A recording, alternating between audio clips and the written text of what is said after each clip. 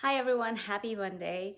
I am here today live to talk to you guys about something that I have commonly heard in conversations with friends, family, or clients that they tend to carry a lot of their weight around the hips and the thighs area.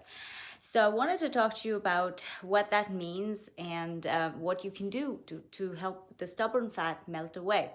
So basically, what you are is a pear-shaped woman. I am a pear-shaped woman. I carry all my whenever I'm in a calorie excess and I've gone a little overboard, it all goes to my thighs and hips, and that's when I know that it's time to tighten the reins a little bit.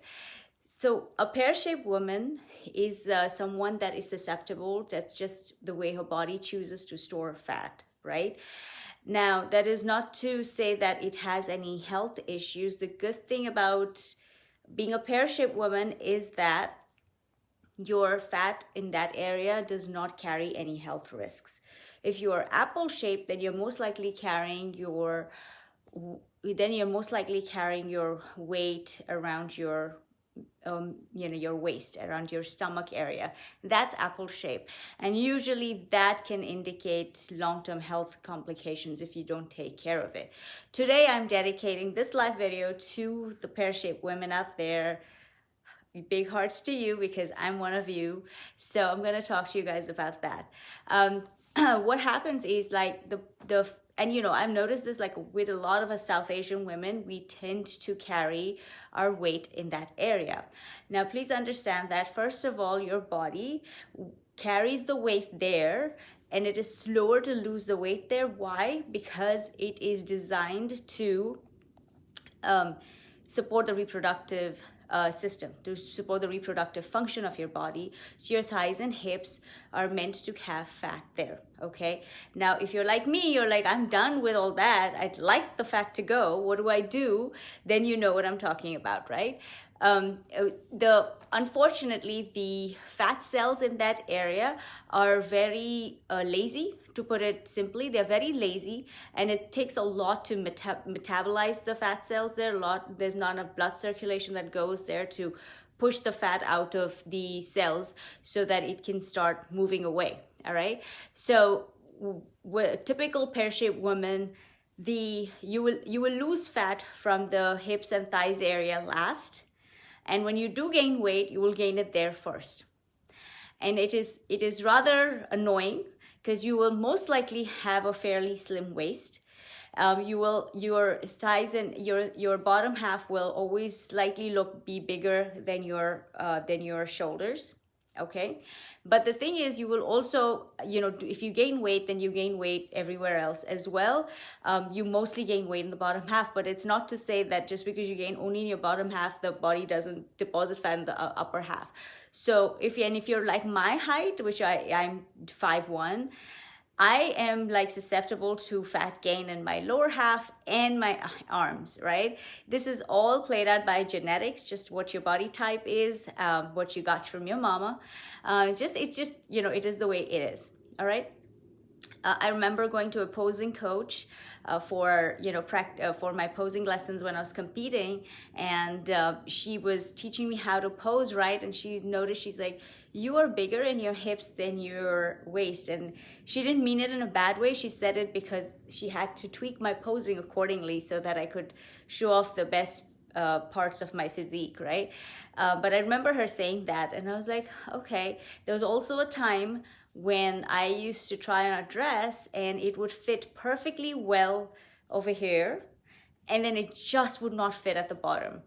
And I was like, what, am I just doomed to be like this, right? I know that when I carried my babies, I carried them fairly low.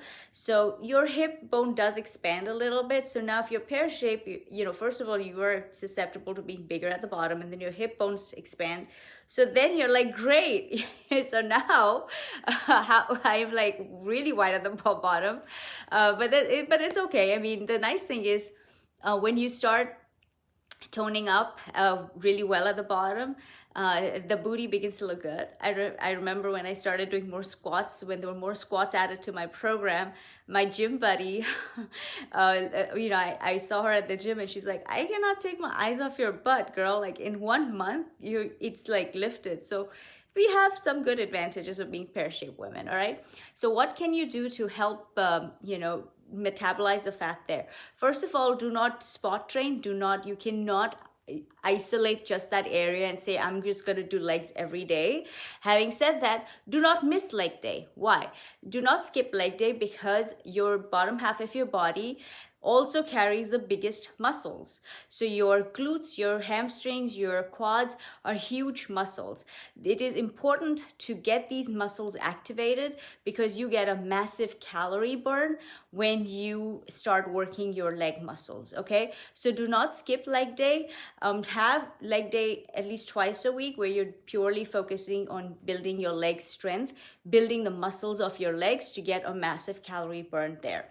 Number 2 is that doing some kind of cardio or HIIT 2 to 3 times a week really helps. If you're doing HIIT, then it'll probably be 2 times a week, because a true HIIT program will really suck it out of you and get that nice calorie burn going. And it just, you cannot choose where the body will lose fat from, but with a nice HIIT program, you will sweat out a lot. It helps release a lot of water weight, and that helps in slimming down the inches from where we want to slim it down from. So it definitely helps there.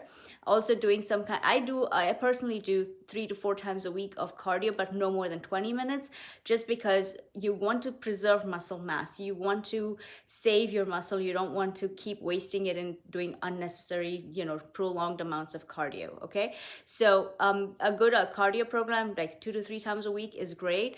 Another thing is nutrition. So remember that just because because the bottom half of your body is lazy to let go of the fat cells, your nutrition needs to be on point.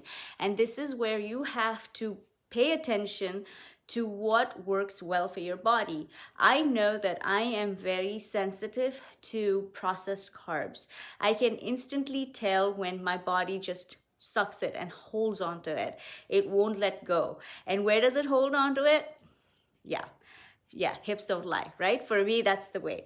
That's just how it is. But the minute I begin to eat cleaner and just include more vegetables in my diet and more protein in my diet, I begin to notice that it begins to sort of, lose the bit of fluffiness, lack of better word, that it has, as opposed to if I have, too many processed carbs in my diet. And over COVID, I went a little overboard and enjoyed it. And then, of course, and then I could see it. I was like, oh, okay. Now, when you do begin to lose weight, you will most likely notice that you're losing weight in your upper body faster than your lower body. And then what happens is that your lower body begins to look bigger, and it's not getting any bigger. It's just that because you're slimming down from the top, it just makes the bottom look bigger. But you have to give it time. You have to be in a calorie deficit over a long period of time. This does not mean that you have to be starving. It just means that you have to probably be on that calorie deficit enough amount of time for the body to finally let go of the fat from that area. Okay, then maintaining a certain amount of leanness will help you, so that if you don't gain that weight back, because the minute you start gaining that weight back, it's going to go straight down. It's just the way your body is choosing to hold on to the weight. Okay, so I have noticed that a lot of us South Asian women tend to get bigger in our lower part. We have a fairly tiny waist. The waist is okay, it's not an issue. The minute I know that when I start eating cleaner, my waist gets smaller, but the hips and thighs take time to get there. Okay, so it's just a matter of keeping up with it. Weight training will help you a lot, because it will build that muscle up for you. And as a result, that when you start losing weight, you will begin to notice a tone. So do not skip the leg day, and definitely don't skip weight training at all. All right. But the good thing is having that fat over there, the stubborn fat, it does not have any health complications. It is just annoying that it does not move as fast as we would like it to, okay? But it has no health complications, so that's the good part about that. So I hope this was helpful, because I know a lot of times I talk to people and they're like, Charmy, I don't understand. Like, I just want to lose it there.